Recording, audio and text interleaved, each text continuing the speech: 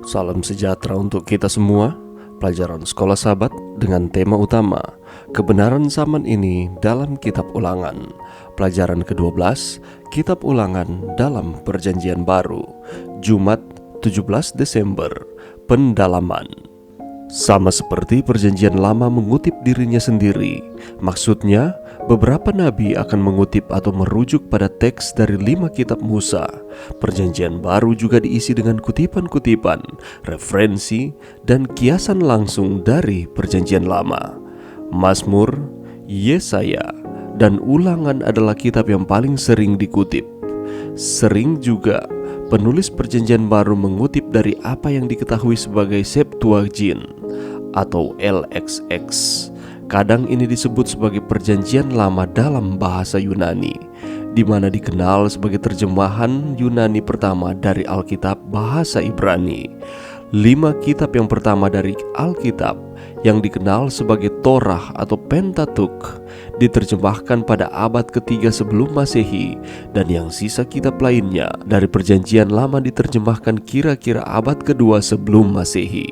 Seseorang bisa belajar banyak juga tentang bagaimana menginterpretasikan Alkitab dengan melihat bagaimana penulis-penulis diinspirasikan dari Perjanjian Baru itu menggunakan Perjanjian Lama. Tidak seperti kebanyakan sarjana Alkitab saat ini, satu dari pelajaran pertama yang kita dapat pelajari adalah bahwa penulis Perjanjian Baru tidak pernah mempertanyakan tentang keaslian dan otoritas dari kitab-kitab Perjanjian Lama. Tidak pernah ada yang dinyatakan dalam tulisan mereka. Contohnya, keraguan tentang historis dari cerita-cerita dalam Perjanjian Lama, dari sejak keberadaan Adam dan Hawa, kejatuhan, air bah, sampai pada panggilan Abraham, dan selanjutnya. Para sarjana yang mempertanyakan hal-hal ini sebenarnya hanya merupakan sikap skeptis dari manusia, dan hal ini tidak seharusnya mendapatkan tempat di hati dan pikiran dari anggota-anggota Gereja Masih Advent hari ke-7.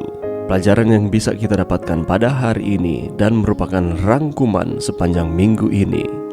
Ketika Yesus mengadakan pelayanan di dunia ini selama 3,5 tahun, ia selalu mengutip di dalam firman Tuhan ketika ia menyatakan sesuatu kepada orang lain. Saat di akhir dari 40 hari puasanya di padang gurun, Yesus dicobai iblis untuk mengubah batu menjadi roti, sebuah gambaran dari mujizat mana. Dia mengutip sebuah kalimat dari kitab Ulangan, di mana Musa berbicara kepada orang Israel pada akhir 40 tahun mereka di padang gurun.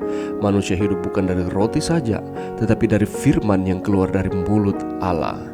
Ayat ini tentu saja merujuk pada firman Allah seperti yang dipahami oleh terjemahan Yunani yang kita kenal adalah Septuagint yang dikutip dalam Perjanjian Baru Yunani. Namun teks ini menyiratkan lebih dari sekedar kata-kata yang keluar dari mulut Allah.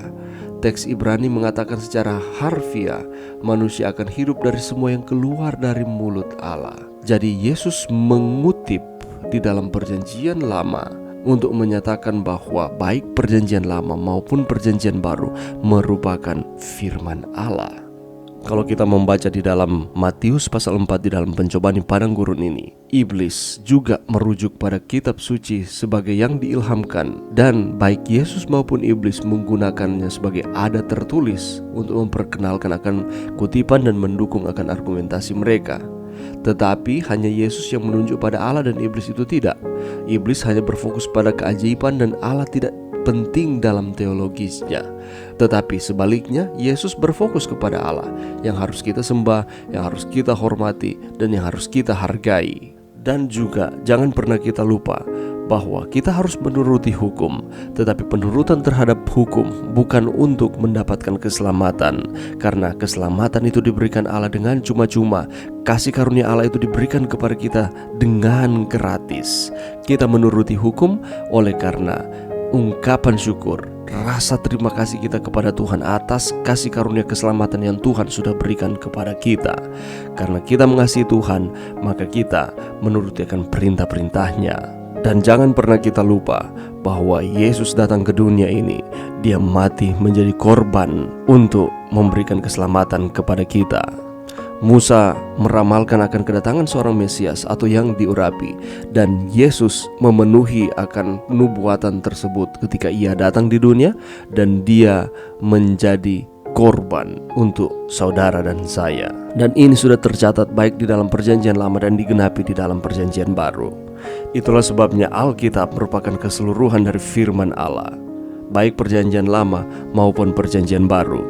Perjanjian lama merupakan kunci untuk membuka perjanjian yang baru. Dengan kata lain, kedua kitab ini sangat berkaitan satu dengan yang lain, karena ada banyak kutipan-kutipan di dalam perjanjian baru diambil di dalam perjanjian lama. Dan Alkitab atau firman ini masih relevan di dalam kehidupan kita. Itulah sebabnya mari kita mempelajari, merenungkan akan firman, karena ada banyak berkat Tuhan yang akan kita rasakan, yang akan menjadi bagian kita apabila kita dengan penuh kerendahan hati mempelajari akan firman Tuhan dan menghidupkannya.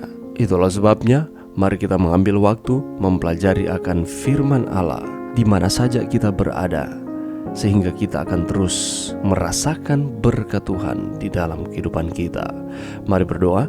Terima kasih Tuhan atas firman-Mu sepanjang minggu ini, lewat pengalaman-pengalaman di dalam perjanjian lama dan digenapi di dalam perjanjian baru, menyatakan bahwa firman Tuhan ini relevan untuk kehidupan kami di akhir zaman ini. Bantu kami Tuhan, untuk kami dapat mempraktekkan akan firman yang Tuhan telah berikan di dalam kehidupan kami. Ini doa kami di dalam nama Yesus.